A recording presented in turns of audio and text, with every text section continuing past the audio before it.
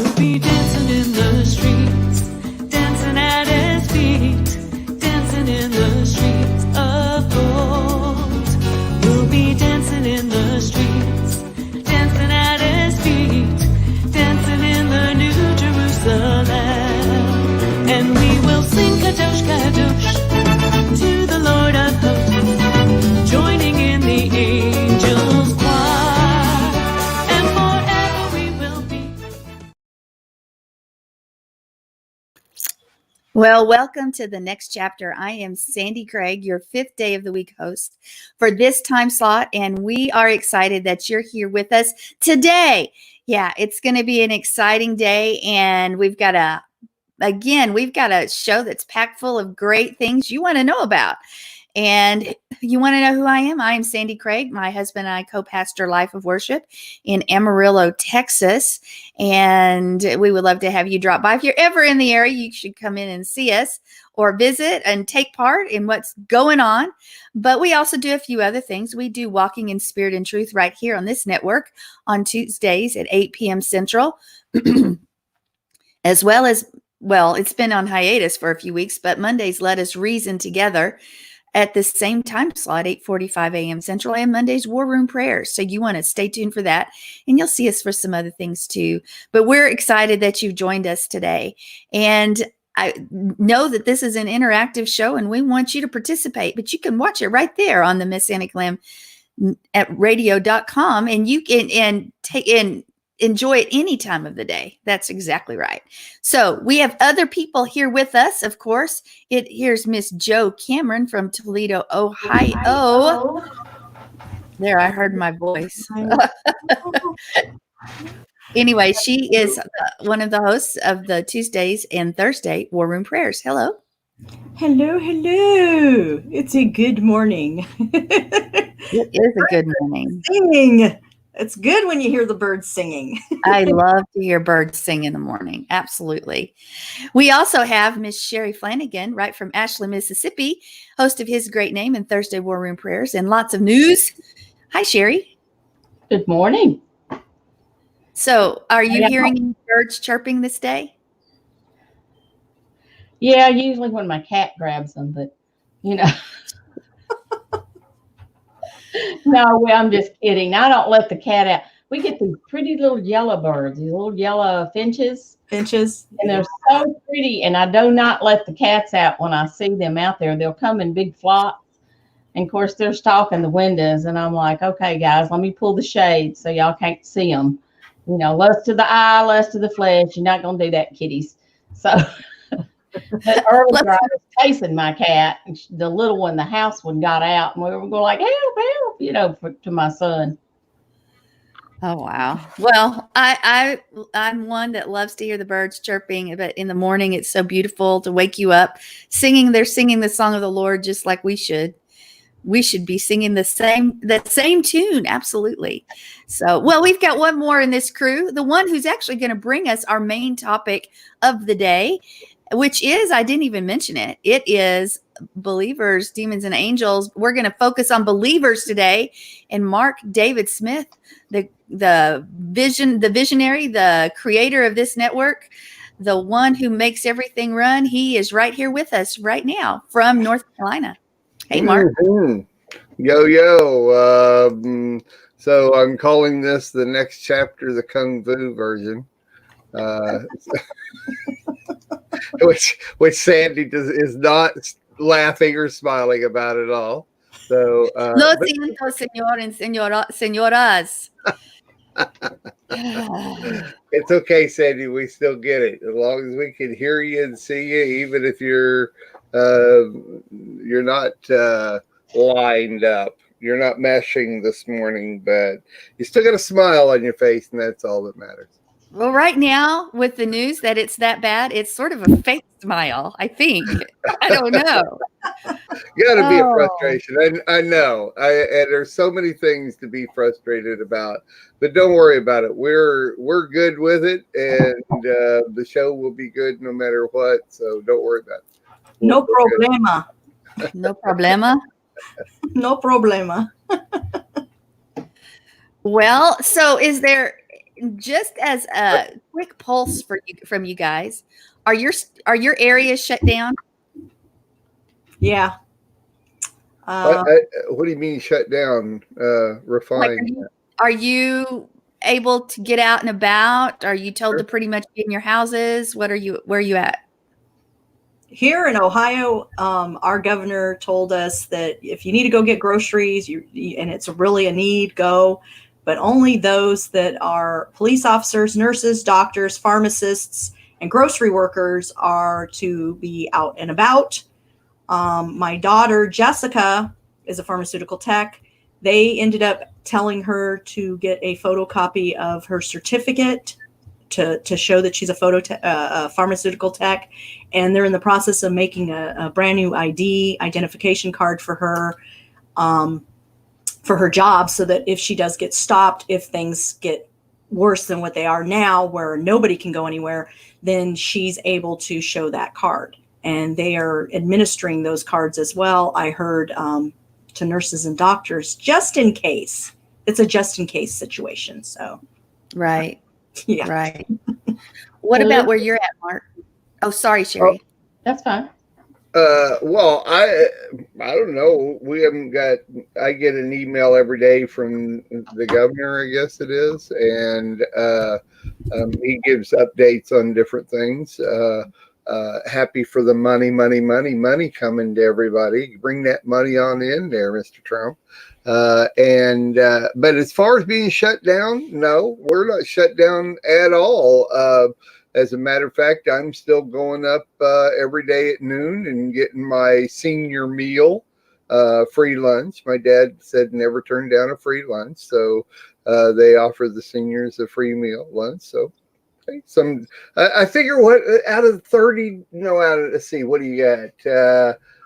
20 days, give or take, in the month, there may be 3 meals that have pork in it, so the rest of them are pretty good, but there's also 3 other elderly people that live near me that we're friends with, so I also pick their meals up every day and bring them to them. But no, I mean, it's pretty busy out there. As a matter of fact, you got to be careful where you go, because it's so busy that you get caught up in traffic. So no, it's not shut down here at all. Oh, that's good. They are stopping. We live on the coast, and our economy is based on tourists. And they have shut down, as of yesterday, all short-term rentals, which all along the beach and around, the area, people make their money. Of course, it's like a $2,000 or $3,000 a week to rent a place right on the beach, and all that's shut down. But the beaches aren't shut down. I mean, you're still allowed to go out there and everything. So better be, because I'm going. Yeah, I would too. Sherry, what were you going to say? Just the little town of Ripley is shut down, which is about 15 miles from us. And then 15 miles that way is Holly Springs. And my son works there, and he said they got notification at Holly Springs that they were shutting everything down except essential areas, and they were going to enforce it by the police. They were going to pick people up and fine them. Wow. So, but his job is essential. So that was one thing. And then Bob was looking at his papers and looking online, and he said, whatever they do, he said, I'm a merchant marine. He said, so, if he's traveling to and from, having to get on those boats or whatever, they call them up in emergencies. And right. Those riots back in the 60s, he was a merchant marine, and he, would go back and forth to the river. So, well, John's job is considered essential as an insurance adjuster. I don't know why. I mean, I guess to keep things going when there's issues, but we're seeing here in Amarillo. I mean, they've asked people they've closed down restaurants and bars and gyms, and on the list was massage parlors. I don't know how many we have of those, but Anyway, but I was out They're yesterday. essential. I was out yesterday because I needed to. I was so frustrated in my garden. My okra sprouts looked so good, and I didn't check them for 2 days, and they were gone. So I have some sort of insect that must have eaten them. And so I was very frustrated, and I ran to the store to get some seed. And our store, Lowe's, which is a franchise of Walmart, I believe, and it was so packed out. It's a construction supply garden center, and you couldn't tell that anything different was going on. So, and our stores are actually the shelves aren't full, but whereas they were completely empty, there are a few things on the shelves right now, John said. So Yeah. anyway, that's what's going on here in the different parts of the country represented right here, So right here, we've got just a few corners of the U.S., a few parts of the U.S., so you know what's going on in our cities. Well, we're going to go ahead. I have a few talking points I wanted to get to today, so we're going to go ahead and do news. If everybody is amenable to that. So coming up is our news segment. Stay tuned right after this.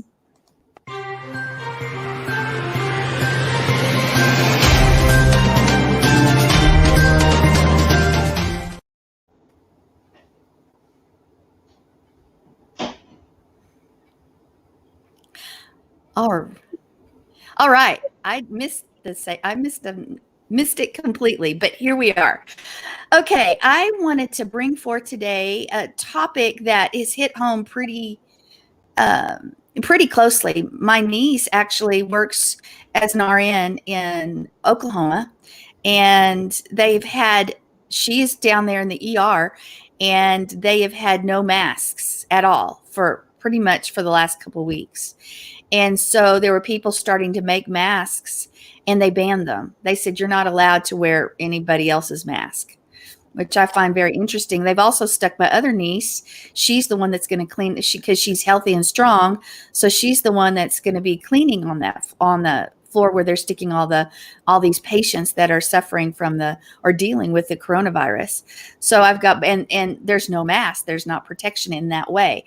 Well, I wanted to bring out this article, which many of you already may have seen, and it's from California, of course, because where does a lot of lunatic ideas and thoughts and ways come from? So it comes from California. Now, not all of California is like this, but those big areas like LA and Sacramento and San Francisco have a big voice, and they seem to overwhelm the rest of the conservative parts of the state. But it says they want it to spread. Kaiser Permanente threatens to fire nurses for wearing N95 masks while treating coronavirus patients. Now, these nurses are actually wearing their own masks. They're not putting the burden on the system. They're wearing their own, but they're not allowed to. In fact, they were threatened they're going to be fired if they do. Fired on the spot, actually. Imagine that. So staff at the center have been caring for patients actually from that Grand Princess ship that had 21 coronavirus patients on it. So they've been taking care of that. So they have been, for weeks, they've been in direct contact with some of the first people that were dealing with that virus in the United States. But what it really means and boils down to it is that this this virus, which is extremely infectious, they want it to spread, is that really news? Not really.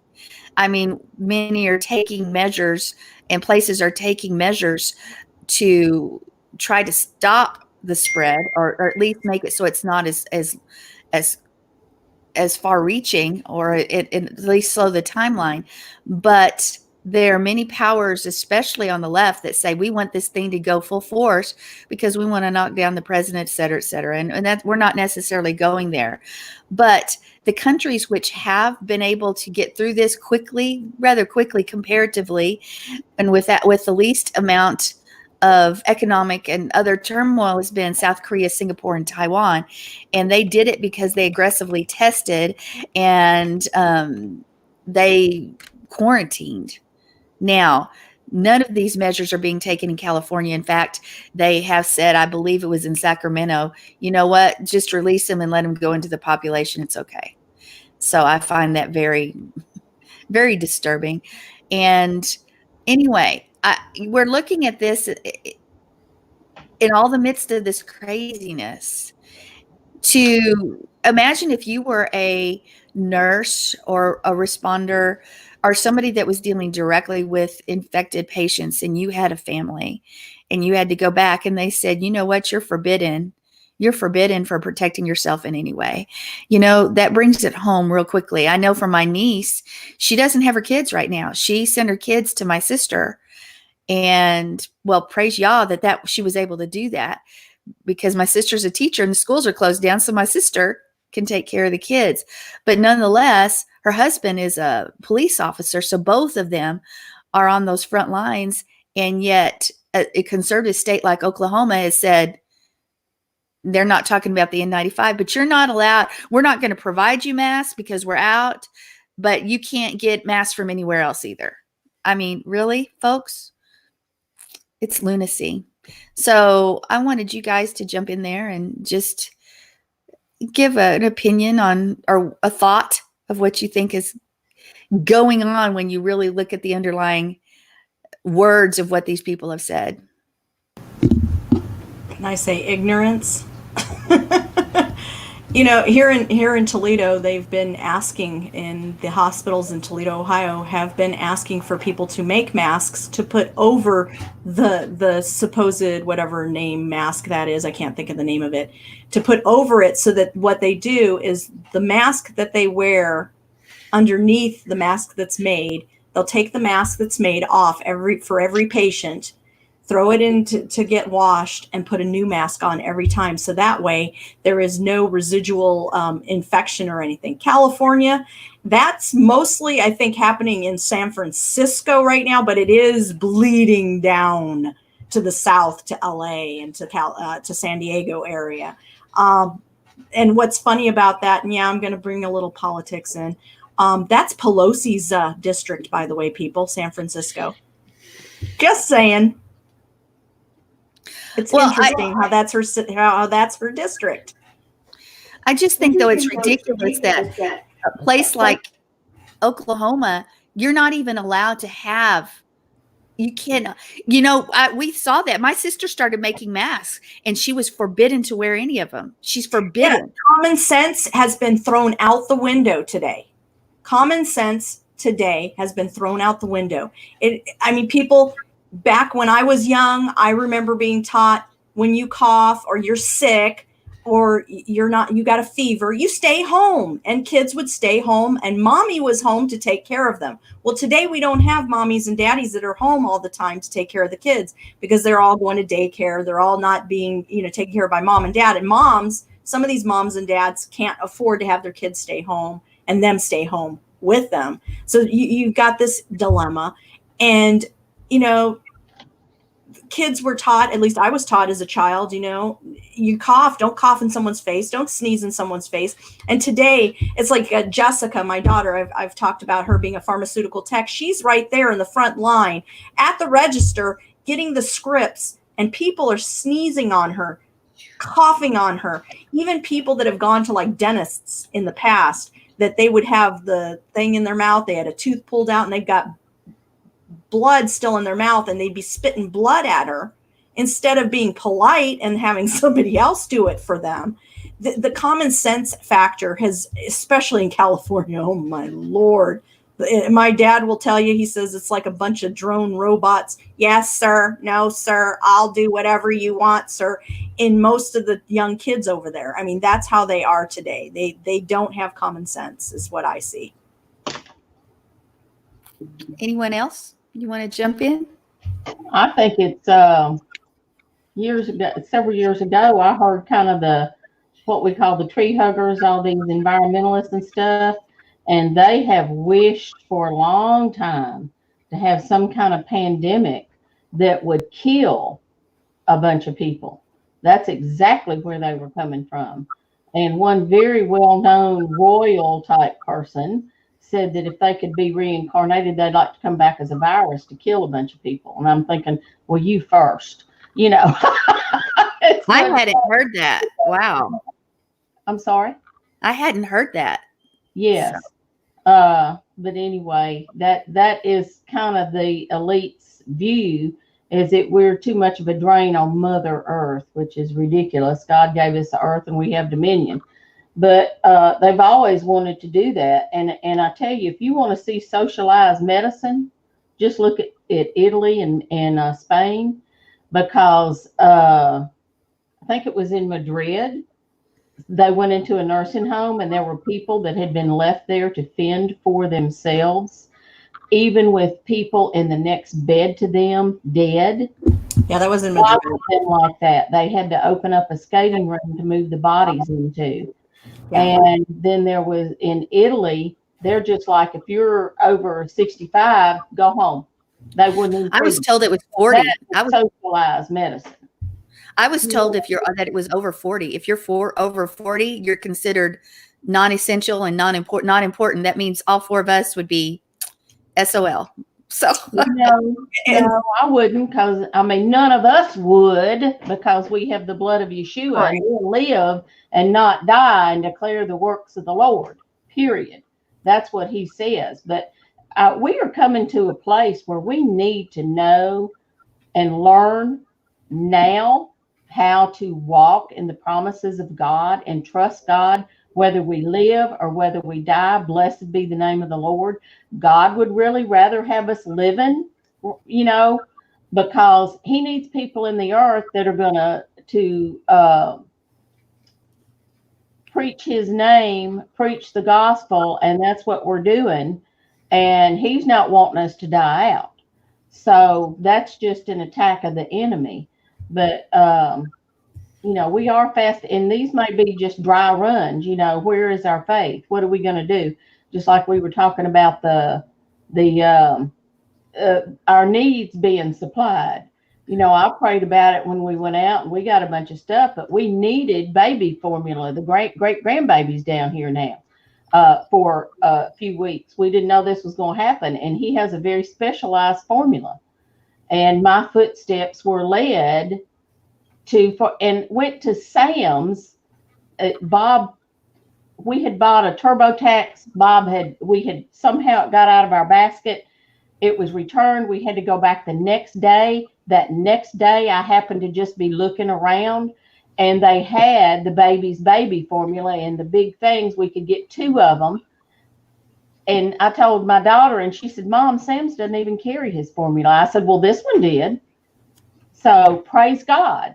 That was, his provision for us. He knows what we need, not necessarily what we want. He will give us our wants, but he knows what we need. And we needed baby formula enough to last through this.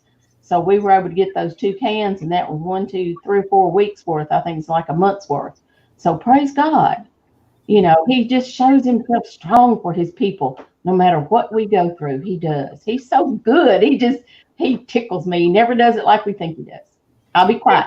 Yeah, that was, by the way, Sherry, that was in Madrid. I mean, there were bodies that were even decaying in their beds because they'd been there for weeks. And these poor old people were abandoned by the people that work there. It was really sad. And the interesting thing is, one of my cousins there in Spain, she's a chef.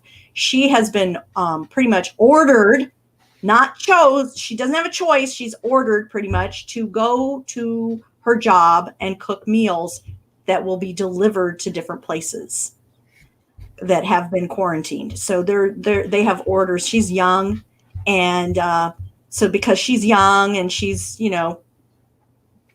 important to the society, so to speak. And then I saw a video the other day that just touched me, and I've been trying to find it, and it seems to have been taken off. It was an elderly man in Spain that when this first started to hit, this whole corona thing, and he was getting ready to be put on a ventilator, he sat there and shook his head and said, no, no, no. He said, give it to the babies. Give it to the babies. I've lived my life, and I'm ready to go. If God wants to take me, he'll take me no matter what. So give it to the babies and save the babies. And this was all in Spanish, and I about lost it, because that's love. That's kindness. And I sit there and go, Father, by what I saw, his fruits were very, very much like what the Father says in his word. So Spain is in Italy are in pretty bad shape. Did you see, I think it was today, where Nevada's governor, I think it's Nevada, said that he was forbidding the use of the malaria drugs. Now, I don't know the whole story on it. I just saw the blurb on it, but that issue too, we need, that has been spoken, and they still don't know for sure if it does help yet. They're still in the process of testing that. Here in Toledo, there's been doctors that have been filling out scripts for their families of this stuff. This medication, by the way, people, also is for people that have lupus or dealing with rheumatoid arthritis and all these other diseases that need these drugs. And you're getting it even if you aren't even diagnosed because of the fear factor. One doctor, he did a prescription for his wife that was really big, and the pharmacist caught it and said, wait a minute, something's wrong. Another guy came in with the script, and the whole pharmaceutical group started cleaning really quick and started panicking because they knew that this script was something that if you had this virus or you've been in contact with someone, that you were going to get the script from your doctor. Some doctors were going to do this. And when he got to pick it up, they asked him, they says, well, have you been in contact with someone? Stand back, please. Or have this virus? And they said, oh no, my doctor gave it to me just in case. Okay.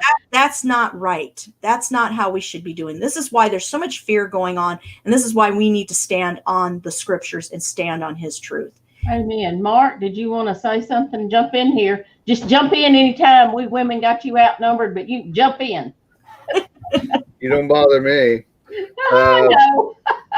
You're talking about. Where are you? You were talking about the mask. Last week, I had to remodel one of our bathrooms because I had laminate down on the floor, and I could tell that there was water underneath. And when I pulled a couple of them up, you could tell that there was a pretty good sized puddle of mold underneath there. So I had to go buy a couple of things at Home Depot and Lowe's anyway. And so when I got there, I asked about, a mask, so I could wear a mask. Well, I told him I'm taking up mold off my floor. I'm going to rip the floor up. And he says, we haven't had masks in weeks. It never even crossed my mind, the coronavirus thing. I never even thought about, people buying masks because of that at all. And it's like, I get it, so it's fine. I tied the rag around me and I was perfectly fine, which is probably a better mask anyway than what they sell. But anyway, so as far as masks are concerned, that doesn't bother me. But I'm out every day, and I think I've only seen one person wear a mask, one, maybe two, and that was in Walmart last week. We do have a family member. Hold on one second. There we go. We do have a family member that we've been notified that they are a school teacher, and they have been notified that they've been around somebody that was infected. So we're keeping them in prayer on that. As far as, Sandy asking about, what all of the things that are going on.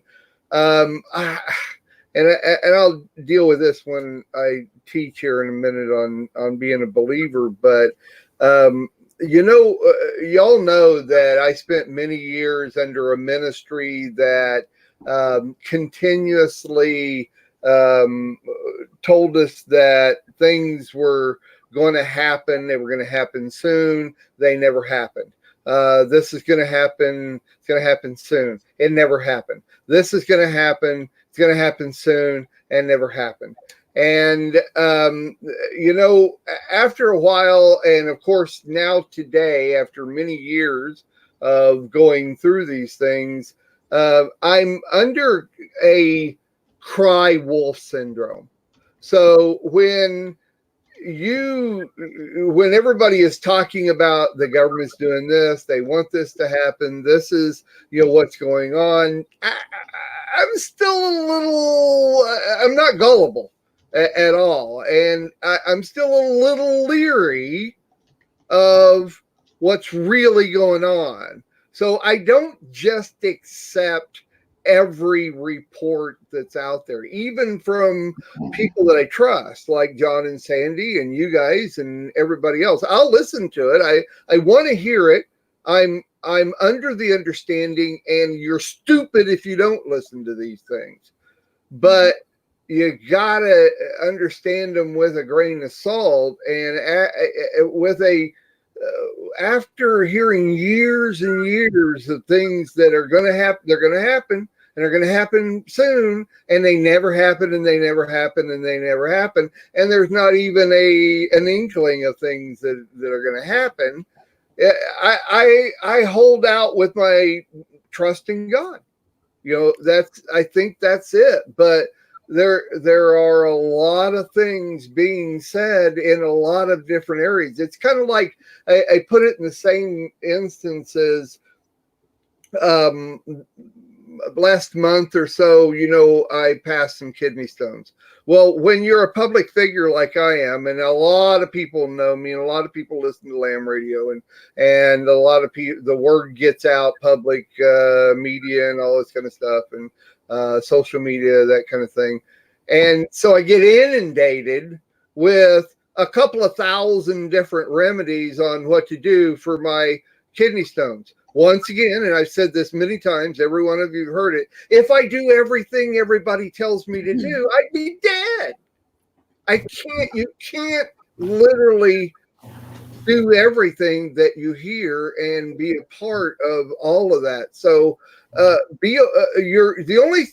only one thing that's stable and constant and will be here after the coronavirus is gone and all the laws have changed, and that's God. And that's our faith in God, and that's our trust in God. And so I have to keep standing on that and just listen, have ears to hear, and don't discard anything, but also don't get all caught up in a lot of hype either. And so, I know Sandy has respect for me and trust me, and I'm not putting anybody down for anything anybody says. But you ask, I'm going to tell you that's where I stand on it. I literally, Adina and I, for the past 4 or 5 years, have been in the anti-cry wolf syndrome because of everything we've been through for the past 20 years. And we have, for 20 years, we've been sitting under the cry wolf syndrome. And so we're kind of like, now we're just like, okay, we're here, we understand, but here we are. Real. Go ahead.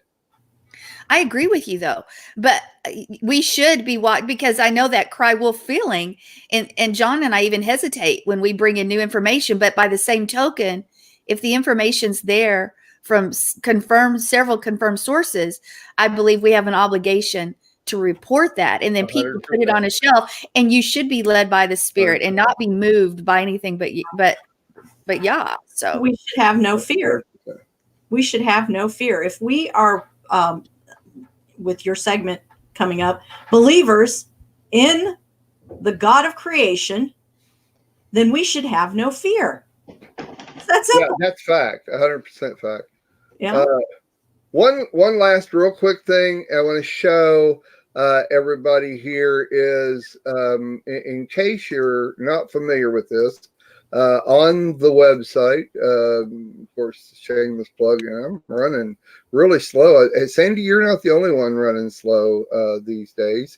If you'll go to MessianicLambRadio.com, go to more video series, running slow. Come on, you can do this. Because everybody's home. Right underneath. Right underneath here, you're going to see on video series coronavirus. If you'll go to coronavirus, it's all the different segments we've been doing.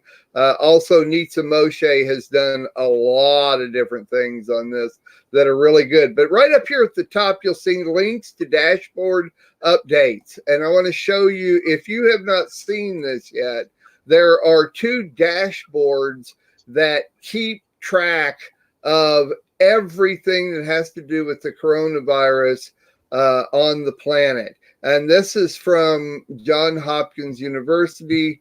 Come on, you can do this. You can do this. I know you can do this. Anyway, it'll load up and you'll see it covers every country. It covers the overall everything. It's going to tell you how many different cases whenever that loads up. I'm telling you, I have the fastest stinking internet that they provide, but you can see here, and it takes you by country. And if you click on the US, it'll literally give you each state, how many deaths, how many people have recovered. You get a map in the middle here that shows you all the different countries. Once again, it's loading really slow. The other one is, you're not going to believe this, but this is made by a high school student.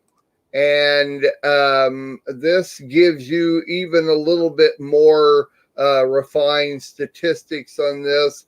Both of these are under links to dashboard updates on the website. So there you go. If you want to follow those a little bit closer, that to me, I just in general look to them. It's just I'm kind of interested in seeing how it's progressing. But there you go.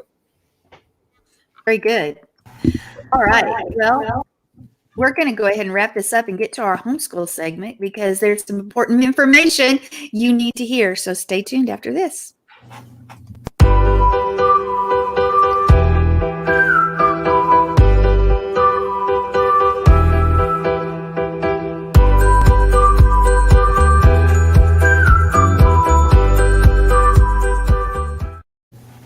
I like that intro. I really do, Mark. Thank you. You're welcome. I had 2 topics today, but I decided to go with this topic, and it has to do with gardening because everybody's home. All the kids are home, including kids that go to public school and private school. So moms and dads out there that you have your children home because of this corona issue. Here's some tips on gardening and how to make it educational at the same time. Now, some of you might not have paper towels, so this is just one way to do it, and I will share another way to do it. But you can take a paper towel and you cut it out that big, you fold it, it's thin, fold it in half. You know how those paper towels now rip about halfway. Take that, fold it, get it wet, put it in a sandwich bag, and then put your seeds. And make sure when you write down on the sandwich bag with like a permanent marker, one of these things, the name of what plant that is, and put the seed on top of that paper towel, close that sandwich bag, and what you have is a little greenhouse. And what you're doing is you are having that seed germinate. And during the time of germination of the seed, the child will get to watch it. And you can go and get a handy dandy notebook, one of those composition books, or a piece of loose leaf paper, or even construction paper for a little one, any type of paper, and have them document each day what they see. Or you can make it every other day or every couple days and let them see what's going on. And then you can go and you can study about seeds and about plants and different plants and how long it takes for, let's say we're doing radishes. How long does it take a radish to germinate the seed? How long does that take? And then you can go into the scriptures and start looking up the word seed and how God used his word in there as seed, and like the mustard seed, how our faith should grow like a mustard seed. And you can even study about mustard seeds and learn about this plant. And then eventually you can take that little seed that's germinated and plop it into the little dirt, like a little cup or a little pot. Lowe's is open, some in Walmart's open. You can find these little pots all around now, or even a plastic little container that you have, or a bowl or whatever.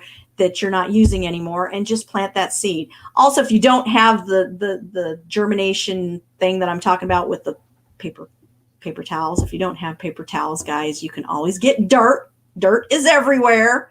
Put little dirt in a little container, make a little hole, put the little plant in there, and then have the child water it daily. Don't overwater it and don't underwater it either. You want that plant to grow. And once the little seedling comes popping up, you can have that child start drawing pictures of that thing and learning about that plant and learning about plants, and then learn about gardening and go out to the garden and have them, tell them, okay, we're going to measure. Let's say you're doing a 6 foot by 4 foot garden.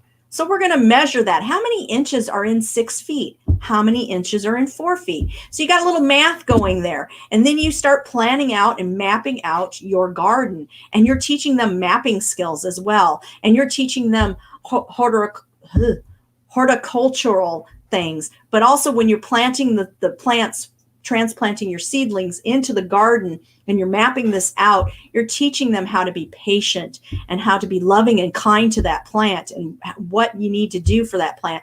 And you could teach them about the sun. You could teach them about, rain and all. There's so much that can come into just gardening alone. You've got math, you got science, you got the scriptures. You can even bring forth stories like Jack and the Beanstalk. Read the story of Jack and the Beanstalk. It's something fun to do.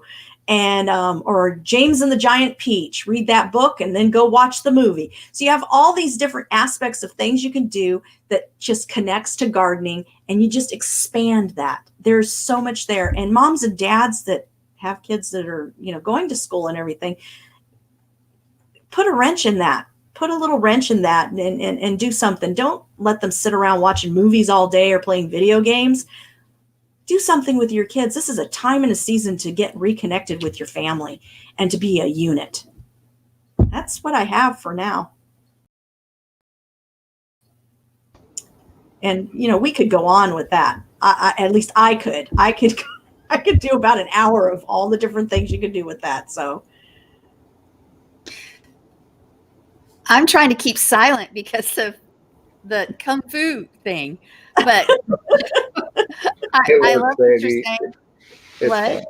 It's fine. We can understand everything. It works fine. Don't worry about it. I'm not even thinking about it. So I didn't even notice it until somebody said something. So there you have it.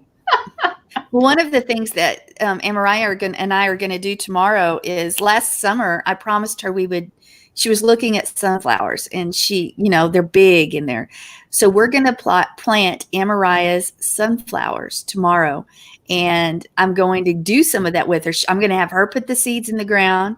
I'm going to have her with her little bright orange little rake thing, which, I'm going to do it first, but I'm going to let her think she's doing it, and get the soil ready. And we're going to put some compost in there and some things. And I want her to experience watching that, like you said, watching it from the beginning. I love the idea of drawing. Now she's 2. She's just barely 2. So colors, sometimes the attention with colors is about 60 seconds to 120. But what you do is you just get some construction paper or just regular cardstock or just regular paper and just put like 10 pages together, staple it together, and just hand it to her and say, okay, we're going to draw. Look, and let her draw, because you know what? That's how they learn. And the other thing is, for older kids with the sunflower idea, is once the sunflower comes up and grows, sunflower seeds are fun to, chomp on and everything.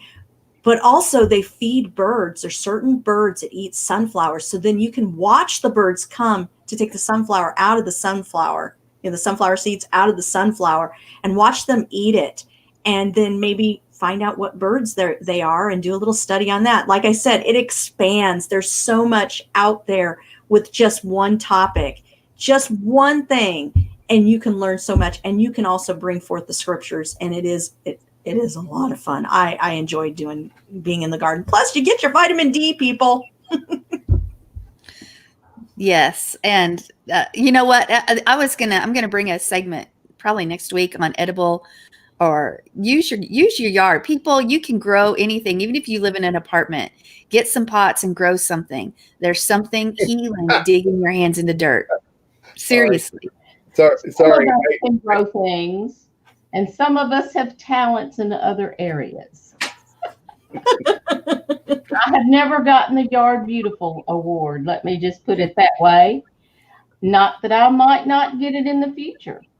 Well, I'm not thinking of the prayer on Sabbath that says, and I'm not being silly now, but I think about it, that he brings forth bread from the earth. Well, you can grow anything. I sat down at a dinner at a friend's house. Everything on the table came out of her yard. It was wonderful. And talking about kids loving to grow things, years ago, my son, the man next door grew gourds. The man next door to his grandmother grew gourds, and he just gave him some seeds. And she didn't think anything about it. She was out in her fire garden. She says, "Here, let's just plant them here." Never expecting them to grow. She didn't nurture them or anything. He had one big, long vine that went from the front of the house down the back and right down the side and around the back. Didn't have a gourd on it, but he had one vine, and he was so proud of that vine. I mean, and to this day, my son likes to do a garden. Very cool.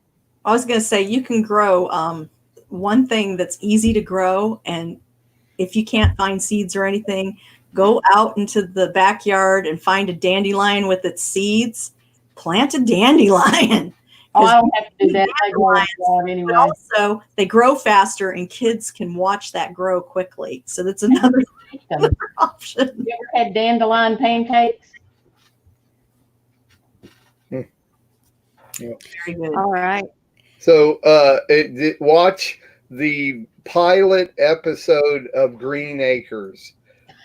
What he did was he grew an entire farm out on the veranda of their New York City apartment. And he did. And he got so tired of it. It went great, but he had to go buy a farm so he could take all of that and grow it on the farm. That was it. Now, my very first job was going door to door selling seeds. Wow. They were good seeds then, I'm sure. Way back then, Mark. What was I, 14? I don't know. My second job was going door to door to sell donuts. What did I care? So, Well, aren't you from Kansas, the farm belt? What about it? Anyway. All right, folks. Well, thank you for this homeschool segment. It is time for our main topic, believers, demons, and angels. And let's focus on believers as Mark David Smith brings forth our segment. Stay tuned.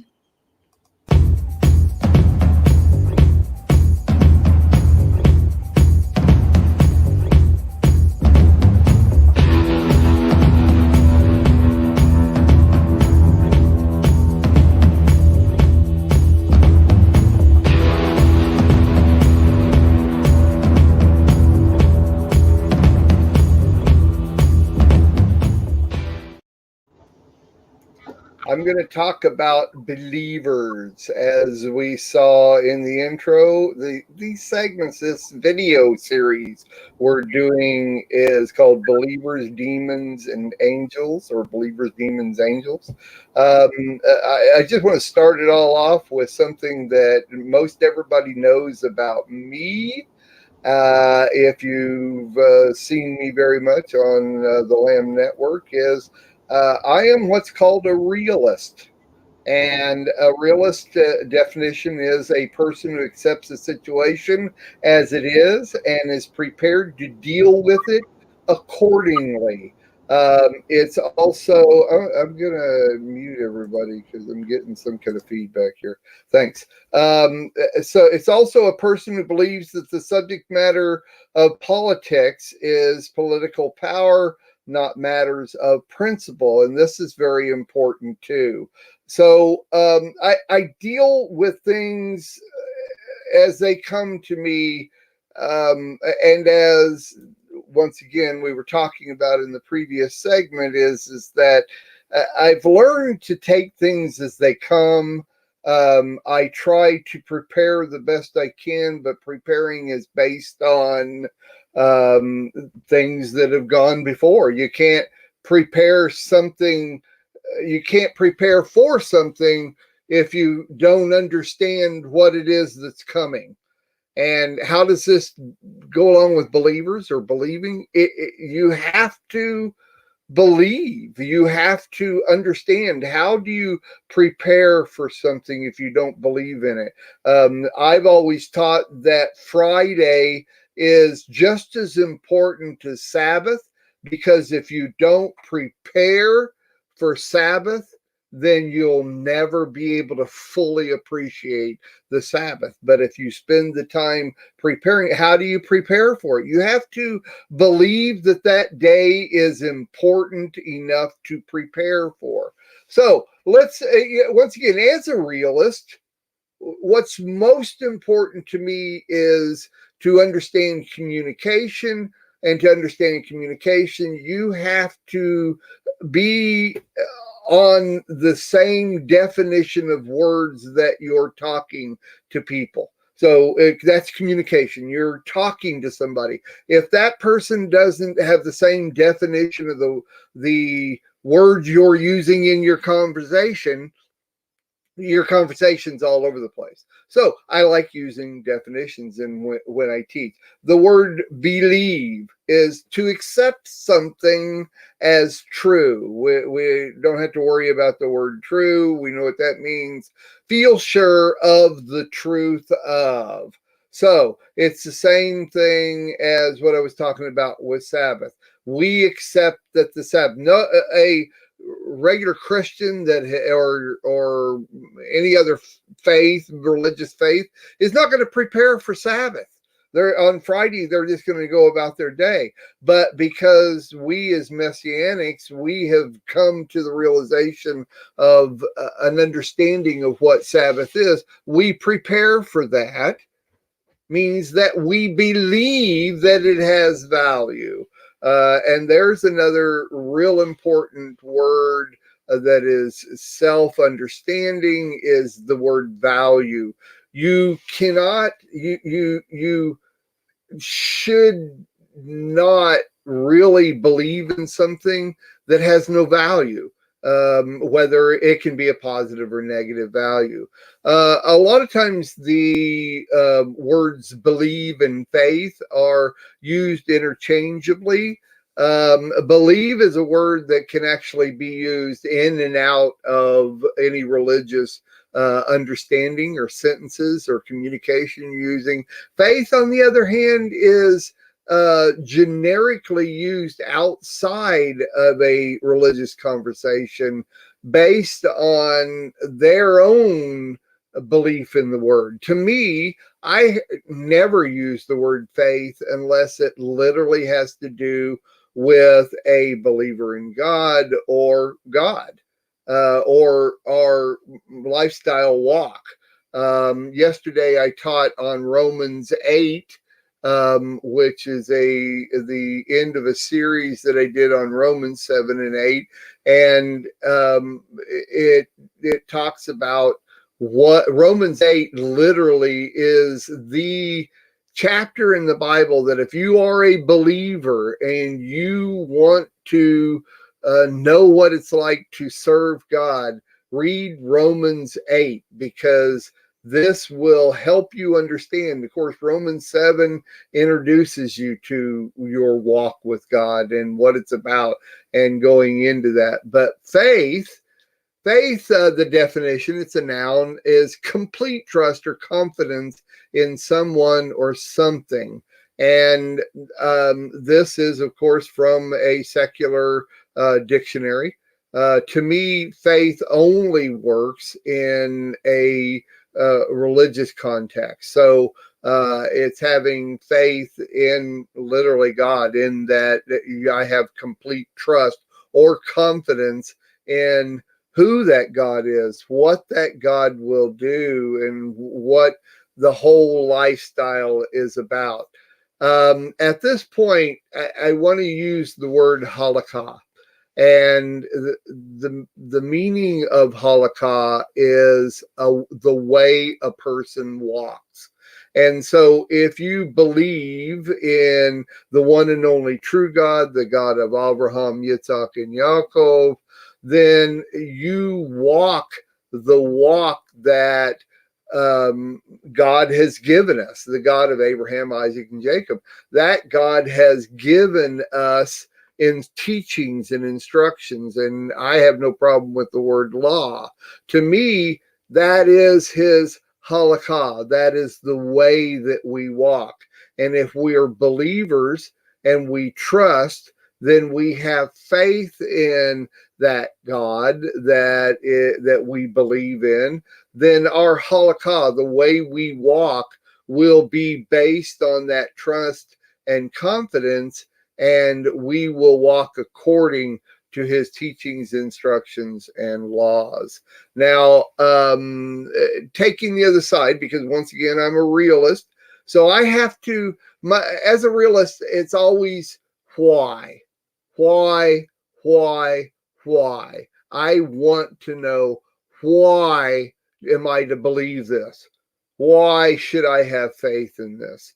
And if I can't understand that why, then you're going to get me to back off until I do understand why. And so in that understanding, in my life of 65 years, I've run into a lot of people that are gullible. What's the definition of gullible? It's an adjective. It says easily persuaded to believe something. And also another word, synonym would be credulous, and which I think is an even better word than gullible. We don't use it in our language and in communication very much. We do use the word gullible, but credulous means having or showing too, T-O-O, too great a readiness to believe things.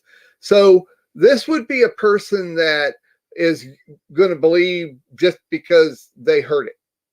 They heard it on the news. It's got to be true.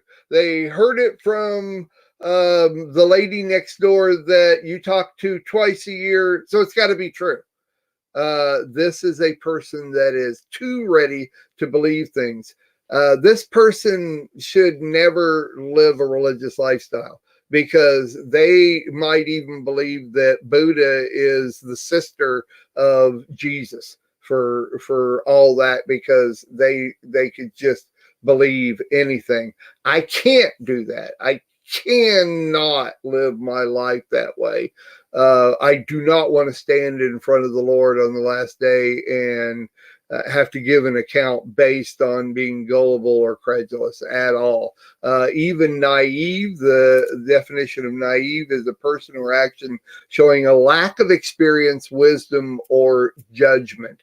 There are a lot of people in the walk of God that are gullible, credulous, and naive. They will believe anything without finding out why or have a reason for it.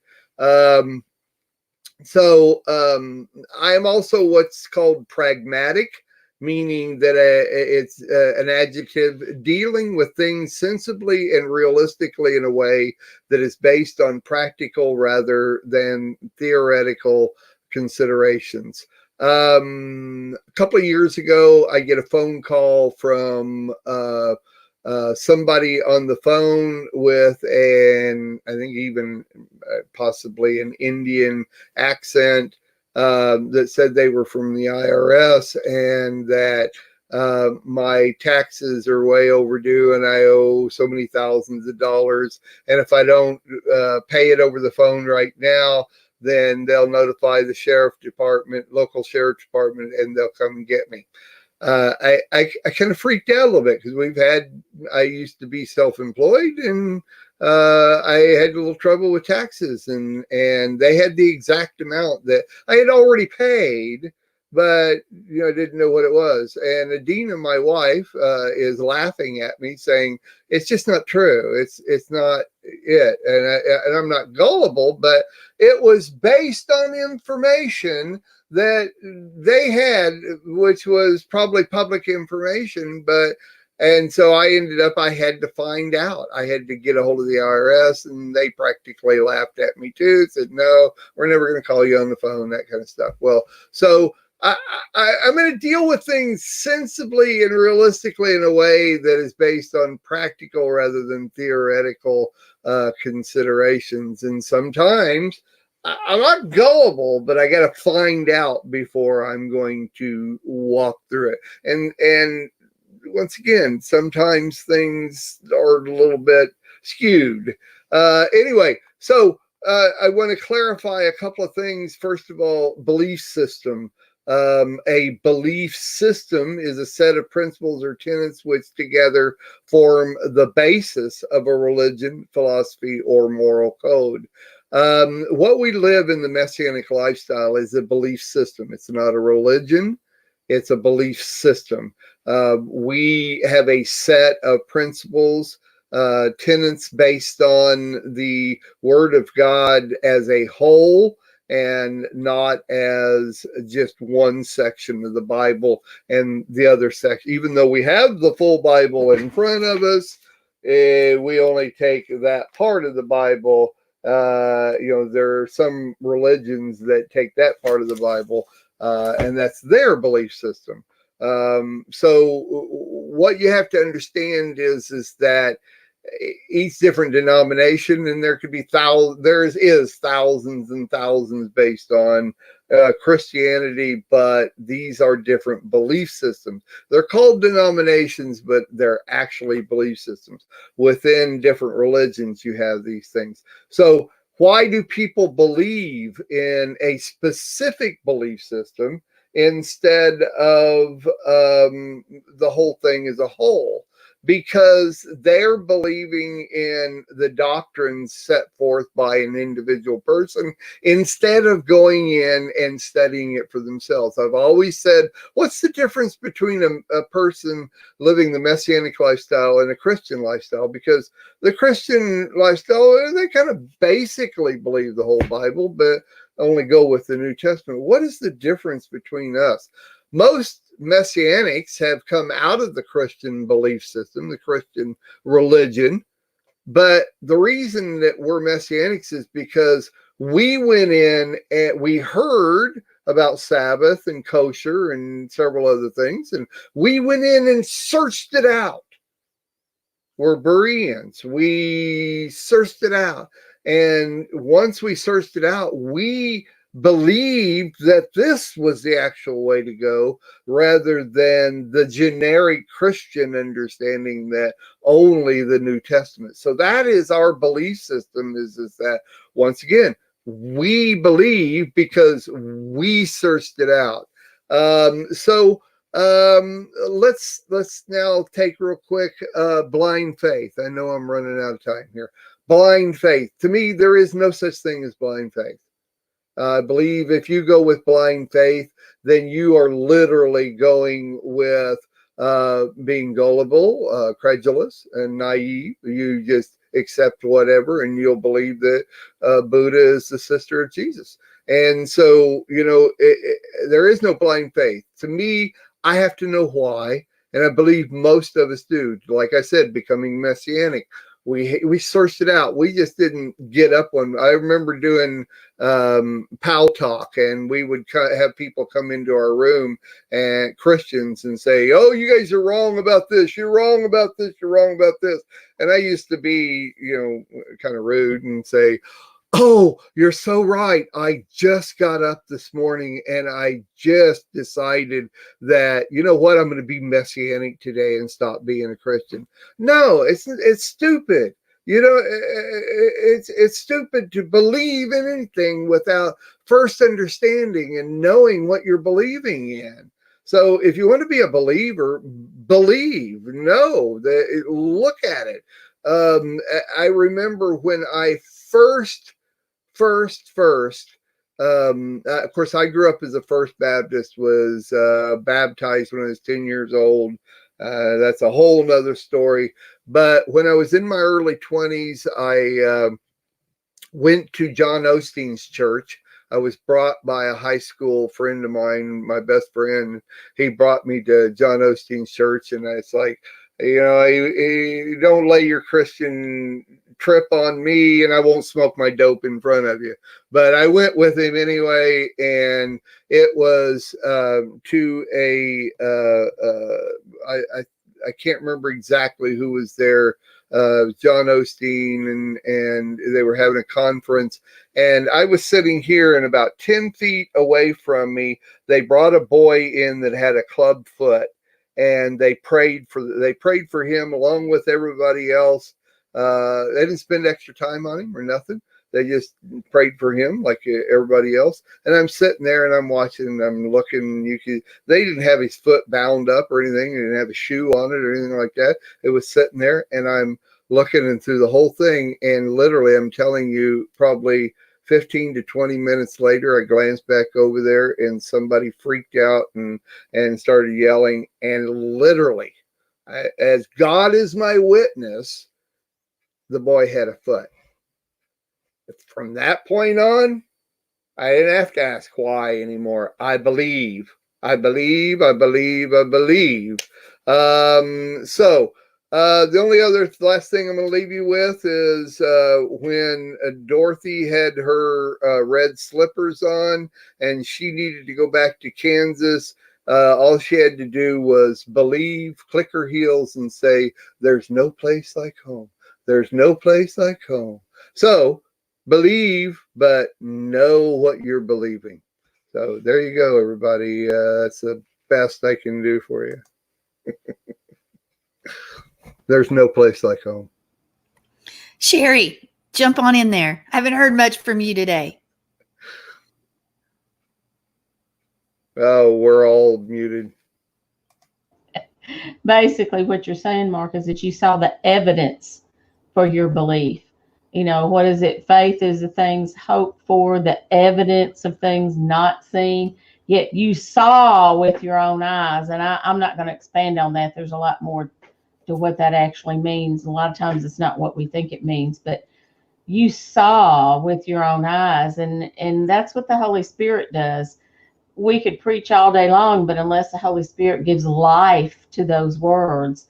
And what does Paul say? He said, I didn't come with words that will convince you, but I came with power and demonstration of the Holy Spirit. And just like you heard the words, but then you saw the power and demonstration of the Holy Spirit. And it's like, God is real. You know, he's really real. And I think that's what they say about us believers. I've had it said about me. I had some people say one time, well, you talk like God's real. And I'm going like, you go to church every Sunday and you know, I'm like, he is. He's not way up in the heavens somewhere. He's always working among us. So we have evidence. It's not blind faith. You're correct. We have the evidence of who and what we believe in, you know, and he's a mighty God. And people that have not seen the evidence or don't have that, they scratch their heads and they don't understand where we're coming from. But then the Holy Spirit demonstrates to them and whatever they need. And it's always individually. We've all come different routes, but it's always been something that's individually geared towards us that gives us that rock upon whom we stand.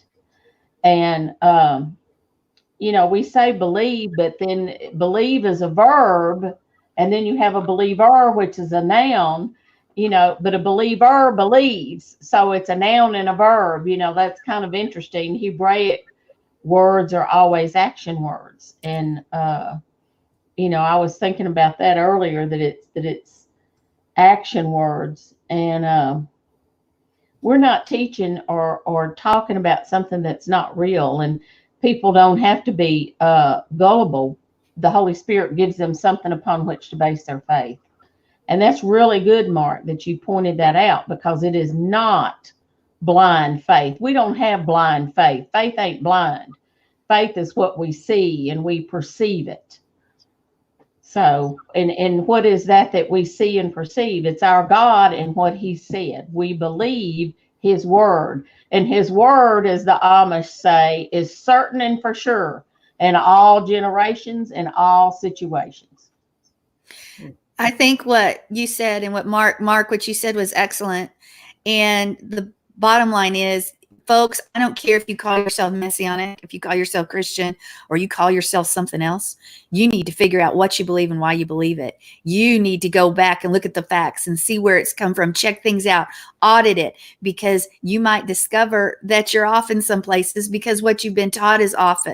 Don't just accept people's words on anything, not even concerning beliefs, concerning even what we talked about earlier, the things, oh, the sky is falling, the sky is falling. Guys, Yahweh has placed concrete things all over the universe, and just in the simplicity of a seed that shows who he is and and speaks the gospels in the stars. My goodness, you need to know why you believe and what you believe. Look for the evidence of it. It's right there. One real quick, Sherry, let me respond to Sandy there. Yeshua nor anybody else in the entire Bible anywhere ever said, go out and get people saved.